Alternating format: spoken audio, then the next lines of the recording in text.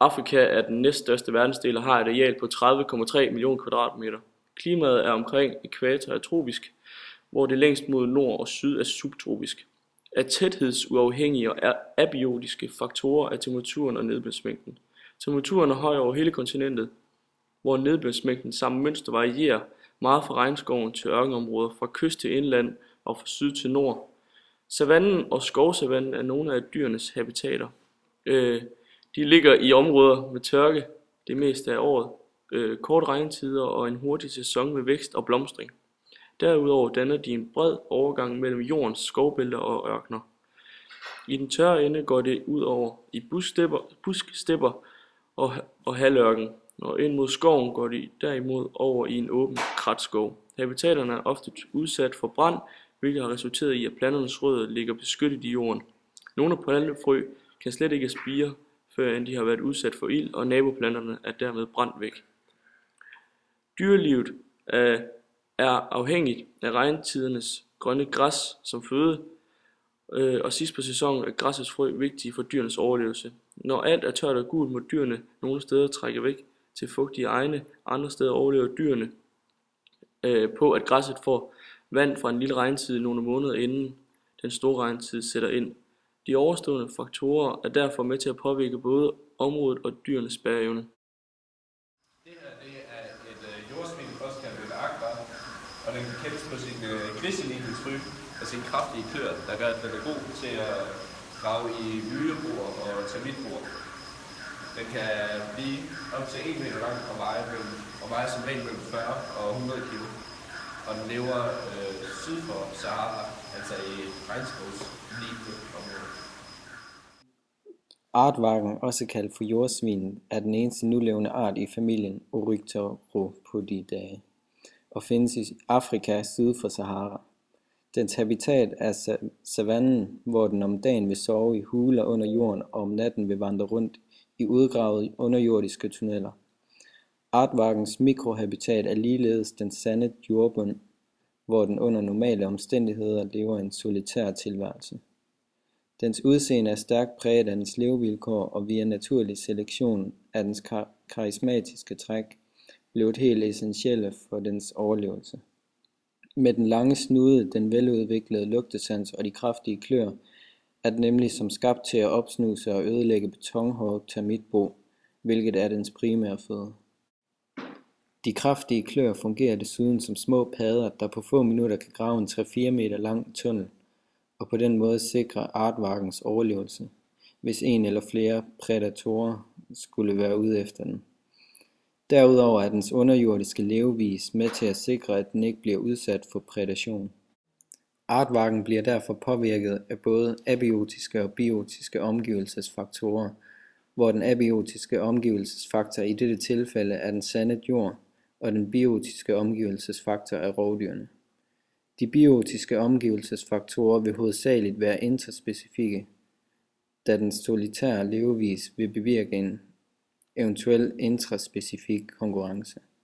Desuden foretager artvarken parringen således, at fødslen finder sted lige før eller under regnsæsonen, hvor tilgængeligheden af artvarkens yndlingsspise termitter er på sit højeste, hvilket ligeledes er med til at bevirke en eventuel intraspecifik konkurrence om føden.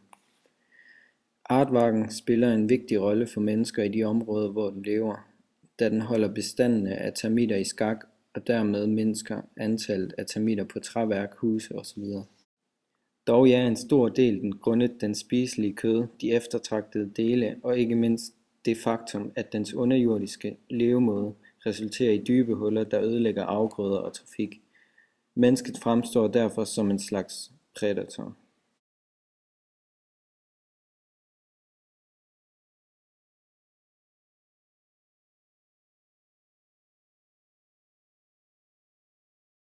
Pandinus imperiata, også kaldet almindelig kejserskorpion, er en af flere kejserskorpionarter. Den almindelige kejserskorpion findes i store dele af det vestlige Afrika. Habitaten er varm, fugtig, tropisk regnskov samt savanne. Her findes de i efterladte gnaverhuller under stammer, sten og i termitbor. Mikrohabitaten er regnskovsbunden. I naturen lever kejserskorpion en solitær tilværelse og deler kun territorie i forbindelse med opvækst, parring og sæsonforandringer. Kejserskorpionen kan blive mellem 12 og 15 år gammel og har en længde på op til 20 cm. Den hører dermed blandt verdens største skorpioner. Generelt er en høj temperatur og luftfugtighed essentiel for kejserskorpionen. Temperaturen skal være mellem 23,5 og 29,5 grader, og luftfugtigheden skal være omkring de 96% om dagen og 68% om natten. Ungerne er især sårbare over for udtørring samt klimaændringer. Disse to faktorer er derfor eksempler på abiotiske og tæthedsuafhængige faktorer, og er sammen med de biotiske faktorer med til at skabe populationens niche. Alle skorpioner er opportunistiske og kan finde på at spise, hvad de kan overkomme. Men diæten består primært af insekter. Føden er derfor både en biotisk og tæthedsafhængig faktor. I fangenskab bliver kejserskorpionens typisk fodret med kakelakker, forkyllinger, melorme og regnorme. Det er derfor et prædationsforhold mellem kejserskorpionen og insekterne. Der vil dog være en interspecifik konkurrence om både habitat og føden. Skorpioner er frygtet verden over for giftbruden på deres hale og deres ofte kraftige klosakse foran på kroppen. Men det er faktisk kun 25 af verdens godt 1750 arter af skorpioner, der menes at være livsfarlige for mennesker.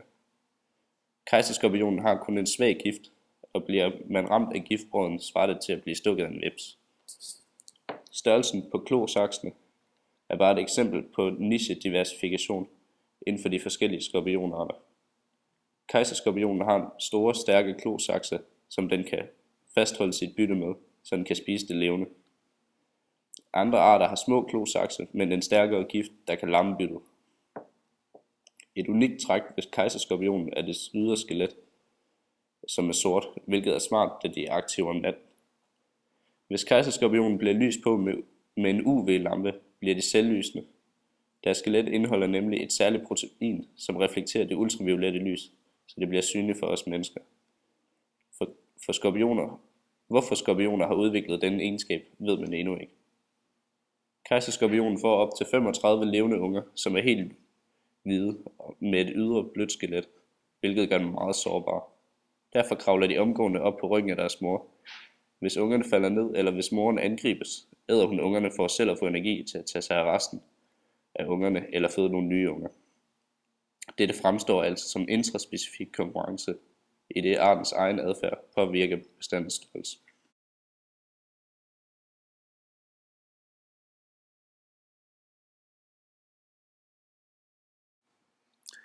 Hammerhovedfuglen er en mellemstor fugl, som i gennemsnit er omkring 56 cm og lever i Afrika syd for Sahara. Hannen og hunnen ligner hinanden, udover at hunnen er en smule større. Hammerhovedfuglens habitat er de tropiske dele af Afrika, men den er heller ikke ualmindelig at finde på Madagaskar og på den arabiske halvø. Mikrohabitatet er nær kyster eller andre vådområder. Hammerhovedfuglen er en vadefugl og har fået sit lidt besynderlige navn ud fra formen på dens hoved, som mere eller mindre er formet som hovedet på en hammer. Hammerhovedfuglen lever af fisk, amfibiedyr, gnavere og mindre dyr. Hammerhovedfuglen finder altså dens føde gennem prædation. Jagtmetoden er typisk for vadefugle, hvor den går langsomt gennem enten vand eller græs og spejder efter føde, og derefter med et hurtigt ryg dykker ned og opfanger byttet. Hammerhovedfuglen tilkobles som regel Cicoiniformes, også kendt som storkefamilien, selvom den har været omdiskuteret om, hvorvidt den skal indgå i fuglefamilien Pelecaniformes, som er pelikanens familie. På trods af lighedstrækkene med hejrer, hvilket hører til blandt hammerhovedfuglens nærmeste slægtninge, er den så særegen, at den er blevet placeret i sin egen familie og slægt med kun én nulevende art. Dog skelnes der mellem to underarter, nemlig SU umbretta og SU minor, hvor sidstnævnte er en smule mindre og mørkere i farverne.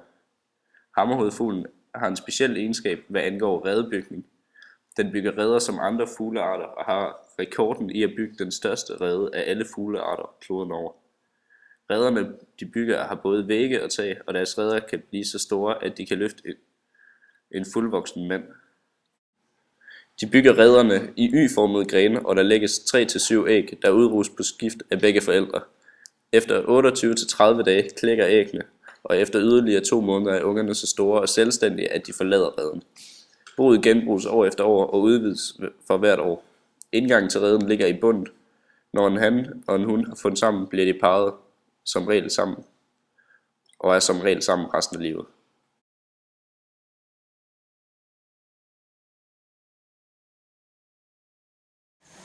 Det her, det er en sort-hvid vejlemur.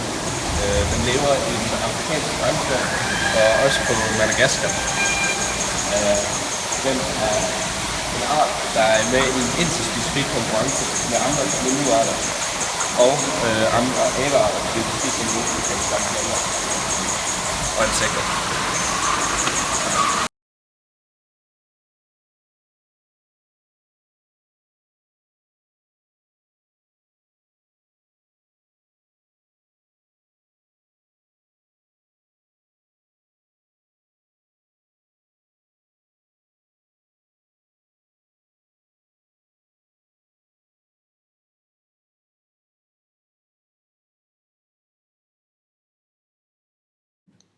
Lemurerne lever på øen Madagaskar ud fra Afrikas østkyst. Lemurer er halvaber, det vil sige primitive primater. De har tidligere levet flere steder i verden, men er udkonkurreret af de rigtige aber, da de rigtige aber viste sig at være bedre til at tilpasse sig. Den rødbudede lemur lever af at spise blomster og frugter, men går heller ikke i vejen for at spise det hvirvelløse dyr, såsom tusindben. Da tusindben er giftige, må lemuren savle på det, inden det spiser det. Lemurens spyt indeholder nemlig et stof, der neutraliserer tusindbenens gift. Den rødbudede lemur er en af de få lemurer, der danner monogame par. Individerne lever ofte sammen i en gruppe bestående af forældreparret og dets unger. Når gruppen bevæger sig rundt på jorden, løfter de deres buskede haler op i luften. På den måde er det nemt for lemurerne at se hinanden og følge efter hinanden. I gruppen hersker et matriarki, hvor det er den førende hun, der bestemmer. Det er hende, der leder flokken, og det er hende, der spiser først og bedst. Hun vælger desuden selv sin mage.